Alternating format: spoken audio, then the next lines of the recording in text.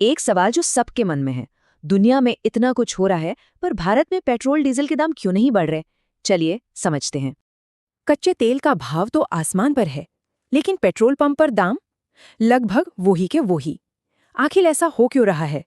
देखिए, 1 महीना पहले ही एक बैरल कच्चा तेल करीब $70 का था और आज दुनिया भर की टेंशन के चलते वही बैरल $110 का हो गया है।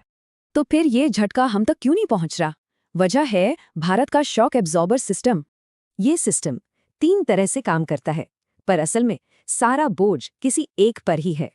इसे समझने के लिए पहले ये देखना होगा कि पेट्रोल डीजल की कीमत बनती कैसे है।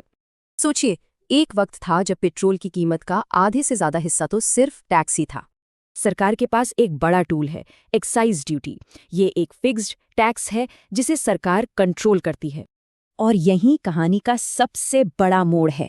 सरकार ने एक्साइज ड्यूटी में एक बहुत बड़ी कटौती कर दी।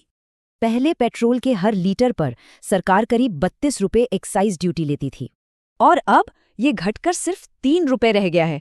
कितना बड़ा बदलाव है देखिए। ये तो पेट्रोल की बात थी। डीजल की कहानी तो और भी बड़ी है। पहले ड्यूटी थी 31 रुपये और अब डीजल पर केंद्र सरकार की एक्साइज ड्यूटी हो गई है 0। जी हाँ, 0। इसे हाल के सालों की सबसे बड़ी फ्यूल टैक्स कटौती माना जा रहा है और वजह तो साफ है, पर इस राहत की एक कीमत है और वो कीमत चुका रही है सरकार। चले देखते हैं कैसे। अनुमान है कि इन टैक्स कटौतियों से सरकार को सालाना 1.5 लाख करोड़ का नुकसान होगा। तो ये एक तरह का आर्थिक संतुलन है। आज महंगाई पर काबू मतलब कल सरकार का घाटा ज्यादा।